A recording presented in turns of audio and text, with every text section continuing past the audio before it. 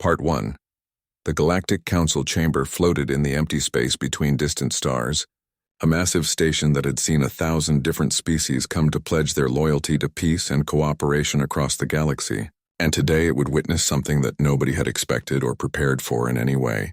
Something that would change how every species looked at the newcomers from the small blue planet called Earth. Commander Daniel Hayes stood perfectly still in the human delegation quarters. His dress uniform was clean and pressed with sharp creases in all the right places, and beside him stood Lieutenant Sophie Martinez, who kept looking down at the data tablets in her hands, her fingers shaking just a little bit because she knew what was about to happen and what it would mean for everyone involved in this historic moment. Sophie spoke in a quiet voice that barely carried across the small room where they waited. She said that the other species in the council thought humans were primitive and backwards, that the preliminary reports from the various alien governments had called the human military adequate for a developing species, which was their polite way of saying they thought Earth's defenders were weak and unprepared for real galactic threats. Daniel allowed himself to show a thin smile that didn't quite reach his eyes. He told Sophie to let them think that way for just a little bit longer, because very soon they would learn the truth about what humanity had become through thousands of years of constant warfare and survival against impossible odds. The official summons from the Galactic Council had arrived exactly 3 weeks ago, delivered by a diplomatic courier ship that had jumped into Earth's orbit and transmitted the formal request. And the message had been clear and direct in its purpose, stating that the Council, in their great wisdom, had decided it was finally time to properly evaluate and assess humanity's military capabilities now that Earth had been a member of the galactic community for 5 whole years. During those 5 years since first contact, humanity had played their cards very close to their chest, never revealing the full extent of their military preparation or the true nature of their defensive capabilities. And the major council species, like the Zorvath Confederation and the Kelthian Empire and the United Clans of Dravos, had all submitted their own evaluations and assessments of what they thought Earth's defensive capabilities actually were.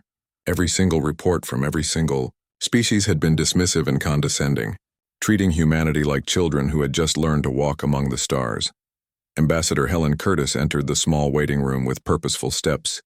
Her gray hair was pulled back in a severe and professional bun that made her look even more serious than usual, and she had been serving as humanity's chief diplomat for the past 3 years, during which time she had grown increasingly tired of the patronizing attitudes from species that had apparently forgotten what it truly meant to fight for survival.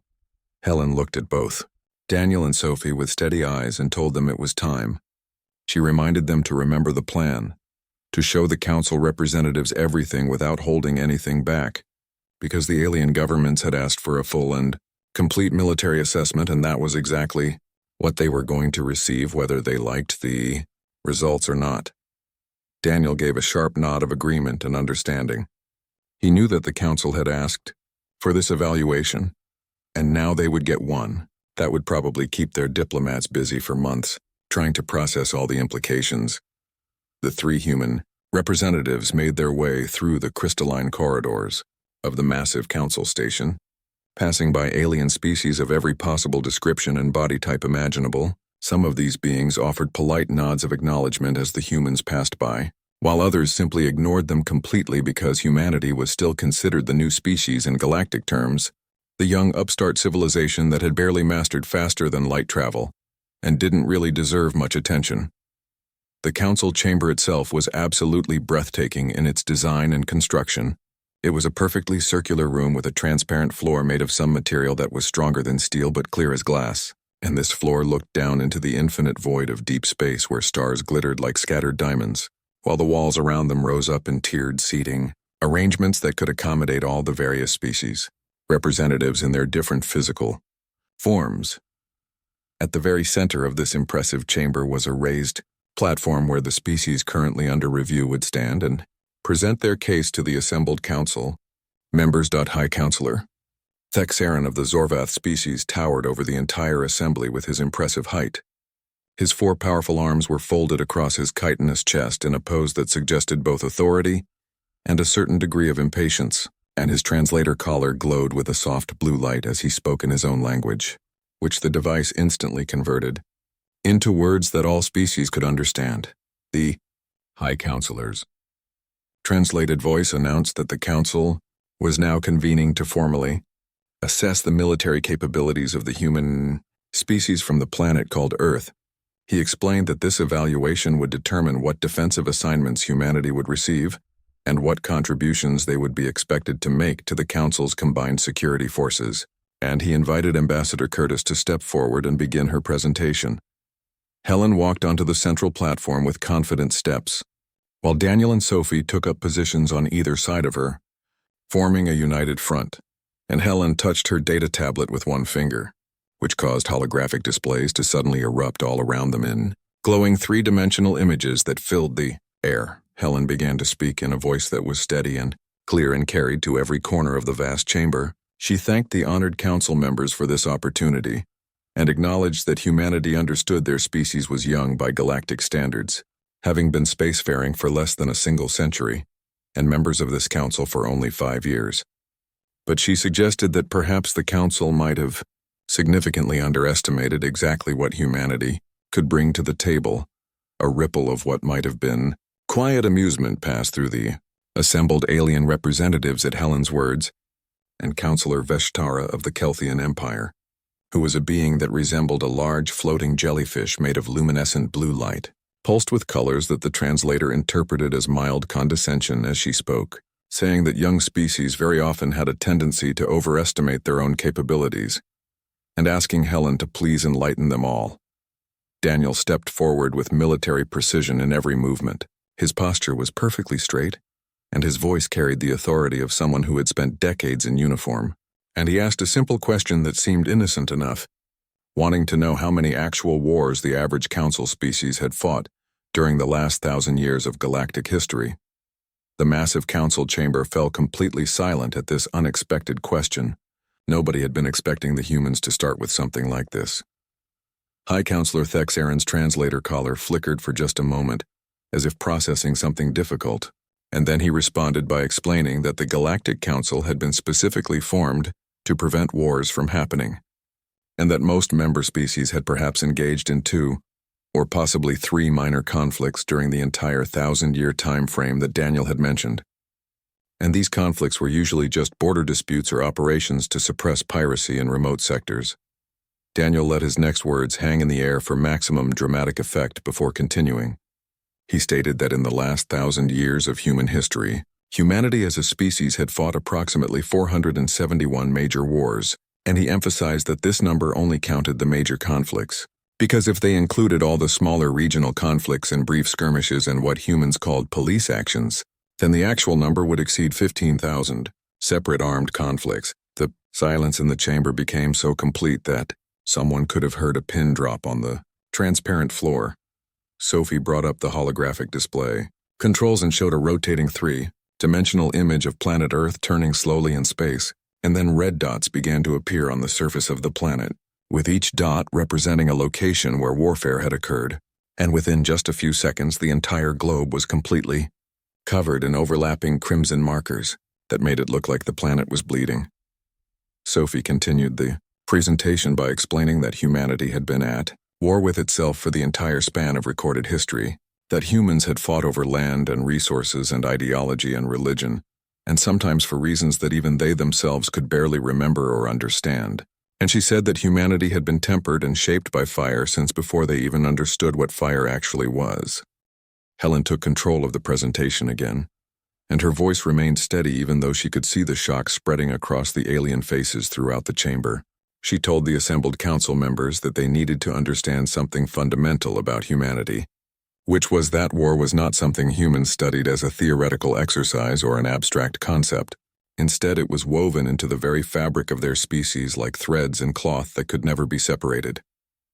She explained that every human culture throughout history had produced warriors and soldiers, that every human language contained dozens or even hundreds of different words for conflict and battle and warfare, and she emphasized that humanity did not simply have a military tradition like some species might have, but rather that humanity itself was a military tradition that had evolved over countless generations. The holographic displays surrounding the 3 human representatives suddenly shifted and changed. and the first new image that materialized in the air made several council members lean forward in their seats with sudden interest. Because what they were seeing was a ship unlike anything in the standard council fleet designs. Daniel began explaining what they were looking at.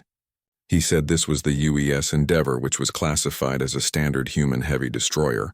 Nothing special or experimental, just a regular ship that any human fleet would have multiple copies of, and he pointed out the armor plating that covered the hull.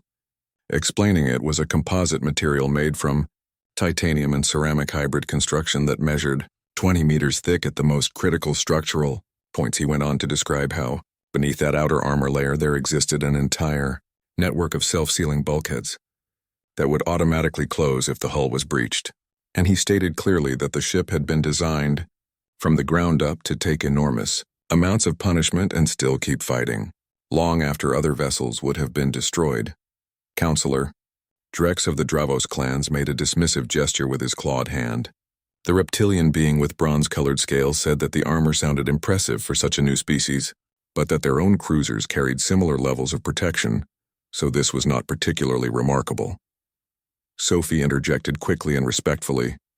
She brought up comparative data on the holographic displays that showed the differences between human and council ship designs, and she explained that council cruisers carried defensive plating that was specifically designed to deflect or dissipate energy-based weapons like plasma, cannons, or particle beams. She continued by pointing out that the Endeavor's armor was fundamentally different because it had been designed to survive kinetic impacts and thermal weapons and electromagnetic pulse attacks and chemical weapons and biological contamination and sustained nuclear bombardment. And the reason for this comprehensive protection was simple. Humanity had built these ships to fight against other humans, and humans were extremely creative when it came to finding new ways to destroy things.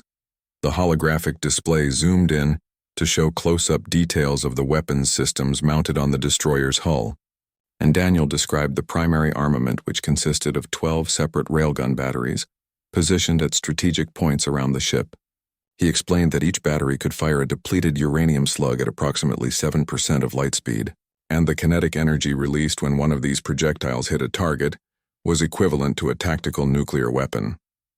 Counselor Veshitara pulsed with skeptical colors that her translator interpreted as doubt. She said that railguns were primitive kinetic weapons that most civilized species had abandoned many thousands of years ago in favor of much more advanced plasma, weaponry, or particle beam technology. Daniel smiled in a way that made several council members feel slightly uncomfortable. He acknowledged that most species had indeed abandoned railgun technology, but he explained they had done so because railguns were extremely difficult to aim accurately, and even harder to provide with sufficient power. But humanity had perfected them specifically because they needed ship-killing weapons that could not be deflected by energy shields or intercepted by point defense systems. He stated flatly that a railgun slug traveling at that velocity simply did not care about electromagnetic shielding or hull polarization or any other defensive measure because it just punched straight through everything in its path using nothing but raw kinetic force. Helen brought up actual footage from human naval war games, real combat recordings that showed what these weapons could do in practice, and the council members watched with growing concern as a railgun round struck a decommissioned frigate that had been set up as a target. But the ship did not explode in the dramatic fashion that most council weapons would have caused. Instead, the railgun slug simply punched a hole through one side of the frigate and came out the other side, and the sheer kinetic energy transfer caused the entire vessel to begin spinning violently in space before secondary explosions from ruptured fuel lines and power conduits finally tore the ship into pieces. Sophie continued the weapons overview by describing the missile systems that human ships carried, but she was careful to explain that these were not the kind of missiles that council species were familiar with, because human missiles carried variable payload configurations that could be changed based on mission requirements. She listed the different warhead types available, including high explosive and armor-piercing and electromagnetic pulse and fragmentation and thermobaric and fusion warheads, and she explained that each missile was equipped with adaptive artificial intelligence that could adjust its approach vector up to 3,000 times per second in order to avoid or overcome countermeasures. The display showed a simulation of a missile swarm attack, where dozens of missiles weaved through heavy point defense fire their flight paths creating an impossibly complex web of trajectories before they all slammed into their designated target within a fraction of a second. Daniel said that ships and their weapons were only part of the complete picture, and now it was time to talk about the ground forces, specifically the human Marines who would actually board enemy vessels or defend against invasion. The holographic display shifted again to show a human soldier standing in full combat armor, and the figure rotated slowly in 3 dimensions, so that the council members could examine every single detail of the equipment. Daniel explained that this was the standard issue combat armor for the Earth Defense Force. Nothing experimental or reserved for special operations, just what every regular Marine would wear into battle. And he described how the armor was actually a powered exoskeleton that provided a force multiplication factor of 12 to 1. He told them that the soldier wearing this armor could run at speeds of 60 kilometers per hour on flat ground, could jump 4 meters straight up into the air, and possessed enough strength to punch through reinforced steel plating with their bare hands. Sophie added more technical details about the armor's construction, describing how it was built in layers with an outer ablative plating designed to dissipate energy weapon hits, a middle layer for kinetic dispersal that spread impact forces across the entire suit, and an inner life support system that could sustain the soldier in hard vacuum or underwater, or in toxic atmospheres for up to 72 continuous hours. She went on to describe the weapon loadout that each individual soldier carried, explaining that human Marines were equipped with firepower that most Council species would classify as crew-served weapons or vehicle-mounted systems, but humans considered them standard infantry equipment. The standard assault rifle fired caseless ammunition at a rate of 1,200 rounds per minute, with smart targeting systems that linked directly to the visual array built into the helmet, and the effective range in atmosphere was 2,000 meters, which was far beyond what most species considered possible for a personal weapon. Counselor. Thexaron's translator crackled with what might have been disbelief as he asked if humanity really armed their individual foot soldiers with such overwhelming firepower. Helen replied calmly that humans armed their soldiers for survival, because they had learned through bitter experience over thousands of years that the military force which brought overwhelming firepower to the battlefield was usually the force that survived to go home to their families. She told the council that she wanted to show them what human Marines could actually do in combat situations, and the holographic display began playing footage from training exercises. The council members watched as human soldiers moved through hostile terrain with a fluid precision that looked almost like a carefully choreographed dance. They breached fortified positions using precisely placed shaped charges. They cleared rooms full of simulated enemies with ruthless efficiency, and they coordinated fire support and tactical movements with an instinctive understanding that could only come from generations of accumulated warfare experience. But it was the next recording that caused visible alarm among several of the council representatives, because this footage showed a full squad of human Marines facing off against combat drones, automated defense systems that the council itself used for training their own security forces. These machines were considered state-of-the-art technology. They had been programmed with the combat doctrines and tactical knowledge of over 100 different species, and they were designed to be nearly impossible to defeat in direct combat. The human Marines destroyed every single drone in exactly 90 seconds. High Counselor Thexaron rose slowly from his seat, with all 4 of his arms gesturing in what his species considered to be a diplomatic sign of serious concern, and he told Ambassador Curtis that while the council appreciated the thoroughness of her presentation, he felt obligated to voice the growing unease that was spreading through the chamber like ripples in water. The High Counselor continued by saying that humanity appeared to have devoted an extraordinary and perhaps excessive portion of their total resources and attention to warfare and military preparation, and he reminded everyone present that the Galactic Council's fundamental purpose was to promote peace and cooperation and mutual prosperity among all species. But the human presentation seemed to suggest a civilization that glorified conflict rather than avoided it. Helen had been expecting exactly this kind of response because she had watched the alien faces carefully throughout the presentation.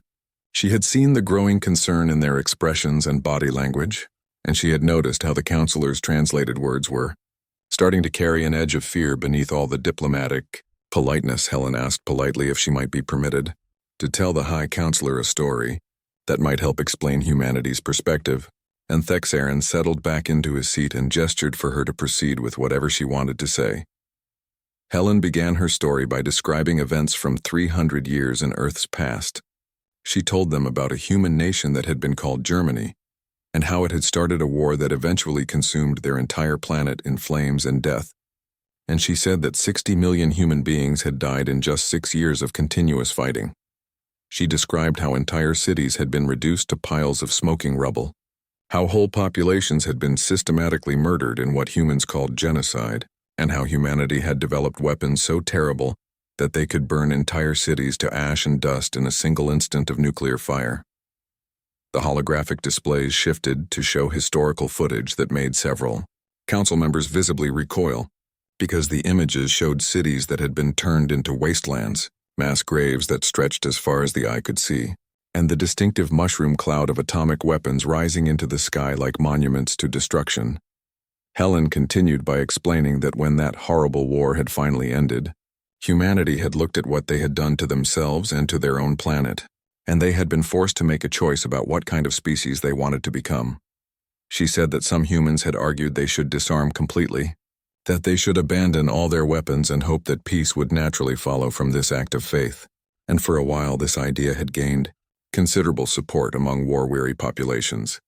But Helen explained that humanity had ultimately learned a much harder and more painful lesson through all that blood and suffering.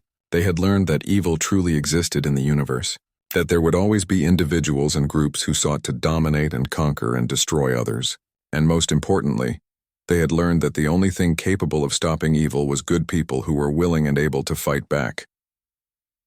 Sophie stepped forward and added her voice to the explanation.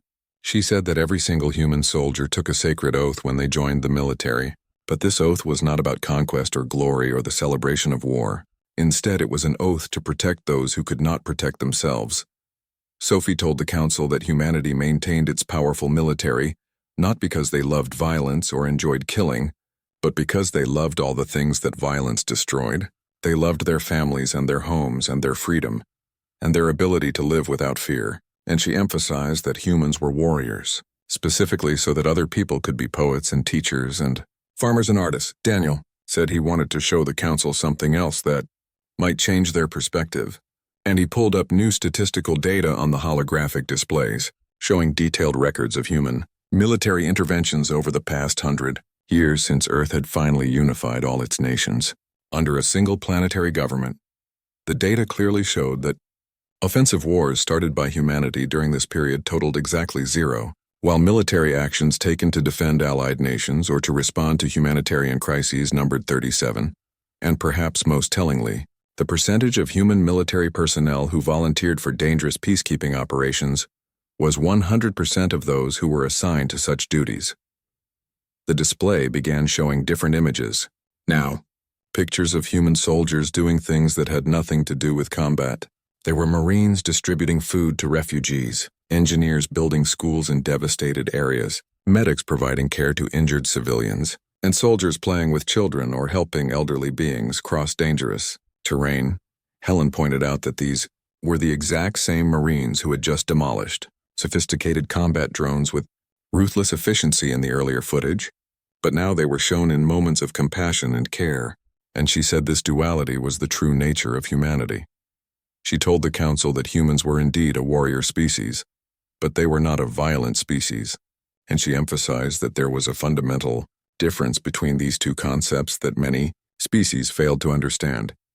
Helen explained that a violent species fought because they enjoyed destruction and chaos, because violence itself gave them pleasure, but a warrior species fought only because they had to, because there were things in the universe worth dying for and worth killing to protect.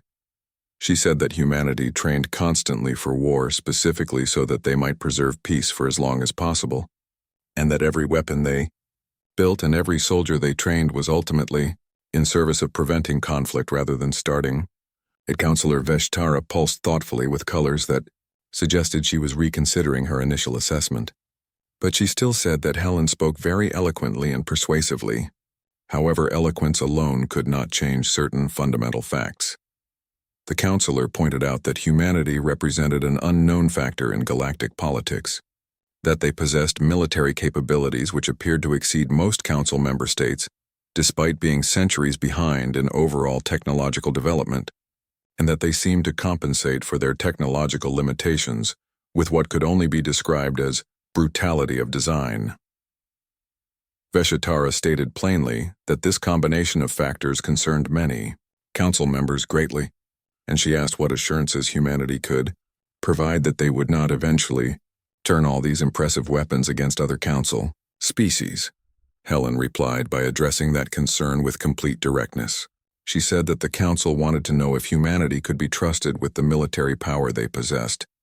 They wanted to know if humans would turn their weapons on peaceful neighbors, and she proposed to answer these questions with some questions of her own. Helen asked how many conflicts humanity had started since joining the council 5 years ago, and after a moment of silence, Thexarin admitted the answer was none. Helen asked how many times humanity had threatened to use military force against another member state, and again the answer came back as none. Helen then asked how many times humanity had offered military assistance when other species had requested help, and Counselor Drex's translator crackled as he responded that human defense forces had assisted with piracy suppression operations in the Kelthian border regions 7 separate times, had provided armed escort services for vulnerable colony transports, and had deployed engineering teams to repair damaged stations after accidents. Helen told the assembled council that humanity was not asking them to trust blindly without evidence. Instead, humans were asking to be judged by their actual actions rather than by fears about what they might theoretically do in the future. She acknowledged that yes, humanity were warriors, and yes, they had capabilities that might seem frightening to species who had lived in relative peace for centuries, but she insisted that humans had proven through both their long history and their recent conduct that they could be trusted to use those capabilities responsibly and only when absolutely necessary. Sophie pulled up one final document on the holographic display, and she explained that this was a human text that had been written over 230 years ago, right after the worst war humanity had ever fought, and it had been called the United Nations Charter, before later becoming the foundation for the Earth Defense Covenant. The text appeared in the air, automatically translated into all the various council languages so everyone could read it.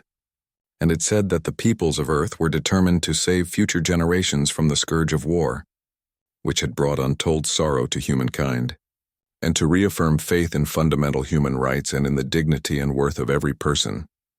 Helen said softly that humanity had written these words while standing in the ashes of their greatest conflict, that they had written it because they understood that strength without purpose was nothing but tyranny, and that they maintained their military not to project power across the galaxy, but to ensure that never again would their species be at the mercy of those who would destroy them.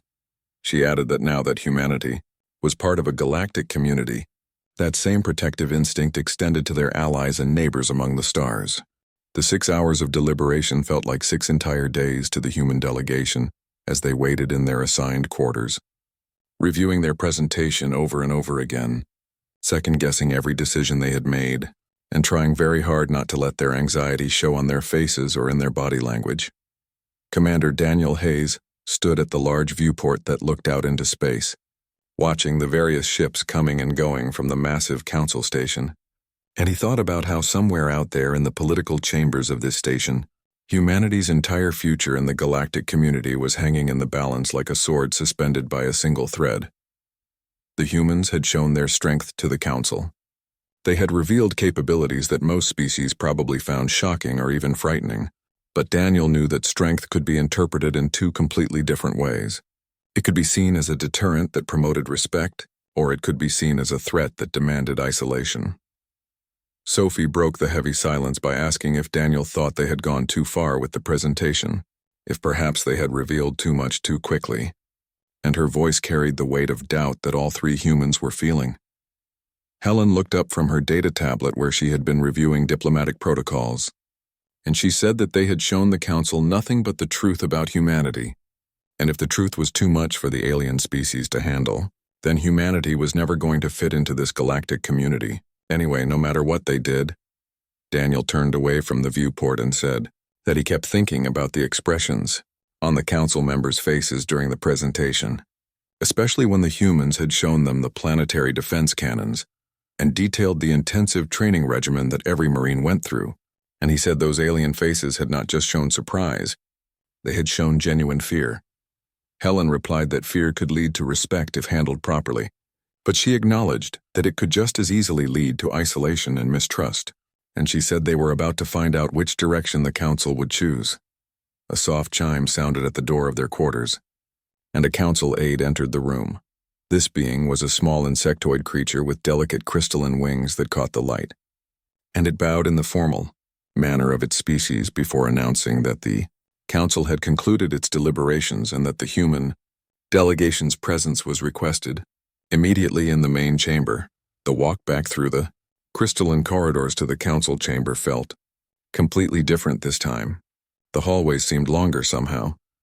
The other species they passed seemed more distant, or perhaps that was just Daniel's imagination playing tricks on him because of the stress and uncertainty. They entered the council chamber to find all the major representatives already assembled and waiting. Their expressions were carefully controlled and unreadable, which made it impossible to guess what decision they had reached during their long deliberation. High Counselor Thexaron stood with all four of his arms held in a formal position that indicated he was about to make an official proclamation, and he addressed the three humans by their names and titles, saying that the council had carefully reviewed their presentation and had conducted extensive deliberations about what they had learned. The High Counselor said that what humanity had shown them today had fundamentally altered the council's understanding of the human species in ways that would have seemed impossible just a few hours earlier. Thexaron continued by stating that humanity's military capabilities exceeded the council's previous estimates by a factor of 12, that human soldiers were more extensively and intensively trained than any fighting force in recorded council history, that human weapon systems demonstrated a level of practical lethality that most species would consider excessive or even barbaric, and that human civilization appeared to be organized around the concept of perpetual military readiness. The counselor paused after saying all this, and in that brief moment of silence, Daniel felt like the entire future was shifting and changing, like reality itself was holding its breath waiting to see what would happen next. Thexaron said that this level of military focus could be absolutely terrifying to peaceful species, that a civilization this martially inclined could potentially pose an existential threat to galactic peace and stability. However, the Council had also carefully reviewed humanity's history and cultural documents and conduct since joining the Council 5 years ago. He said that the Council had deliberated extensively on the question that mattered most, which was not how dangerous humanity was in terms of raw capability, but rather how humans chose to use that danger and what their ultimate goals and motivations were. Counselor Veshitara pulsed with colors as she took over speaking, and she said that the council had concluded that humanity did not develop their impressive military capabilities for purposes of conquest or expansion, but rather they had developed them out of absolute necessity for survival against themselves during thousands of years of internal conflict. She stated that humans were warriors born from necessity rather than choice, and this was a crucial distinction that changed everything about how the council should view them. Counselor Drex stood next, and his translator carried what might have been approval in its tone. He said that despite humanity's overwhelming military superiority in many specific areas, they had not sought to exploit this advantage for personal gain. They had not demanded better trading terms or more favorable territory, or special privileges that other species did not receive. Drex pointed out that humanity had actually offered their strength and service to other species on multiple occasions, providing protection and assistance without asking for anything in return, and this pattern of behavior suggested a level of wisdom and restraint that was rare among powerful species. High Counselor Thexaron spoke again and announced that the Council had reached a final decision. He said that humanity's defensive evaluation rating had been updated from Category 5 all the way up to Category 1, and that Earth would now be officially recognized as a primary military power within the Council's organizational structure. Daniel felt Sophie grip his arm tightly in surprise because Category 1 status was reserved exclusively for the oldest and most powerful and most respected species in the entire galaxy. Species like the Zorvath and the Kelthian, and the Dravos clans who had been spacefaring for thousands of years, and now humanity was being placed in that same elite category. Thexaron continued by explaining that with this recognition came significant responsibility. He said that the Council was formally requesting that Earth commit dedicated military forces to serve as a rapid response fleet, and that humanity would be called upon whenever situations arose that required immediate and decisive action to protect Council interests. He stated that humans would be expected to help maintain peace and security throughout Council-controlled space, responding to threats that the regular peacekeeping forces were not equipped to handle. Helen stepped forward and said that the people of Earth were deeply honored by this recognition from the Council, and that humanity accepted all the responsibilities that came with their new status. However, she said she needed to ask a direct question about what had changed. Helen pointed out that just 6 hours earlier, the Council had seemed very concerned that humanity was too dangerous and too focused on warfare, so she wanted to know what had happened during the deliberations that had shifted their perspective so dramatically. It was Counselor Drex who chose to answer this question, and his translator carried what sounded like amusement as he explained that the Council had accessed humanity's complete historical databases during the deliberation period, all of them without any restrictions, and they had studied human wars and conflicts and the endless cycle of violence and peace that had defined Earth's history. Drex said that the Council had found something completely unexpected in those records, something that had changed how they viewed everything else about humanity. The central holographic display suddenly activated without anyone touching the controls, and it began showing images from human history. There were soldiers sharing their limited food rations with starving children in war zones. There were former enemies helping each other rebuild after devastating battles. There were monuments to peace built cooperatively by nations that had been trying to destroy each other just years earlier. Drex continued by saying that despite all the violence and despite all the wars and despite all the death, humanity had never stopped reaching for peace. They had fought terrible battles, but they had also forgiven their enemies. They had destroyed cities, but they had also rebuilt them. They had killed each other by the millions, but then they had worked together to ensure it would never happen again. He said that humanity was the only species in all of Council records to have fought a truly global war that consumed their entire planet, and then to have unified peacefully under a single government within just a single generation after that war.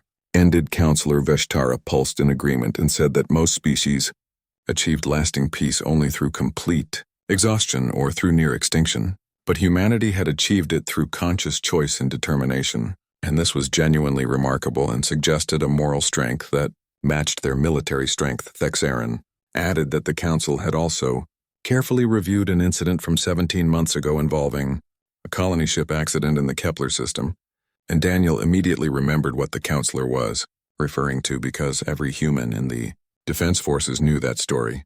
A civilian transport carrying thousands of Kelthian colonists had suffered a catastrophic reactor failure in deep space, and the nearest potential help had been a human science vessel called the UES Discovery that was conducting stellar surveys several days away at maximum speed. Thexaron said that the human ship had arrived at the disaster site in just 18 hours, which should have been completely impossible by any normal calculations, and the Council now understood why this had been possible.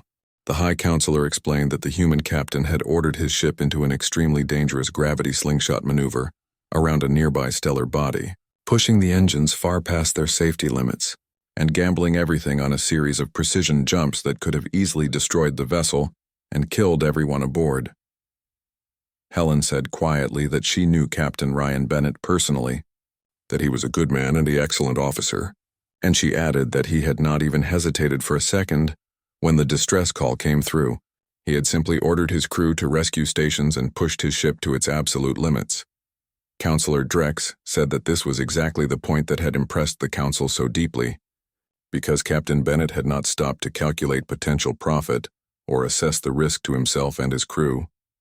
He had not asked for authorization from Earth or demanded compensation in advance. He had simply acted because people needed help.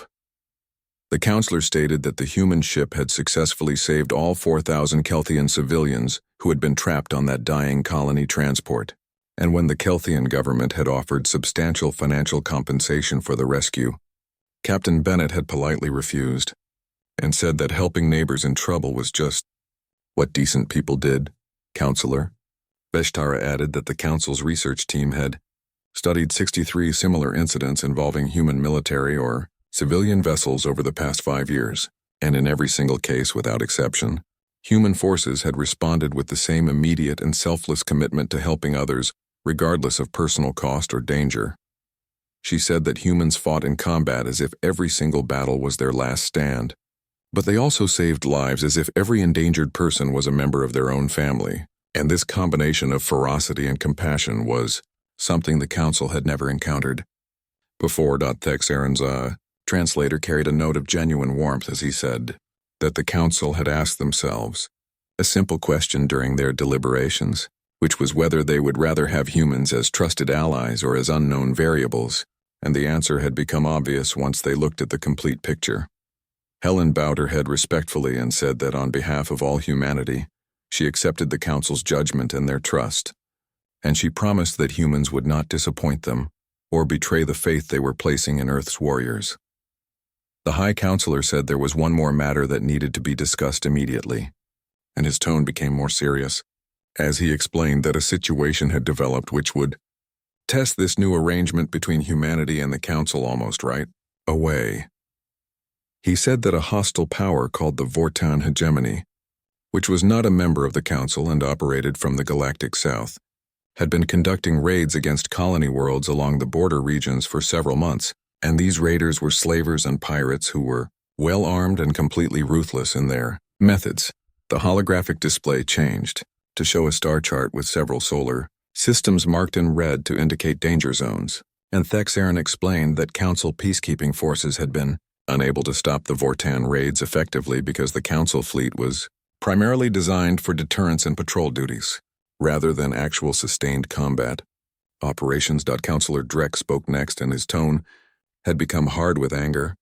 He said that the Vortan Hegemony had attacked a Dravos colony world just 2 days ago, killing 300 civilians in the initial assault and taking more than 2,000 captives, who were presumably going to be sold as slaves in markets beyond Council jurisdiction. Drex continued by saying that his people's defense forces had engaged the Vortan fleet and attempted to stop them, but the enemy ships were too heavily armed and their combat tactics were too brutal, and the Dravos vessels had been forced to retreat after taking significant damage. Daniel felt a familiar sensation spreading through his mind. It was the mental shift that every career soldier learned to recognize, the moment when you stopped being a diplomat or a politician and became purely a warrior focused on the mission ahead.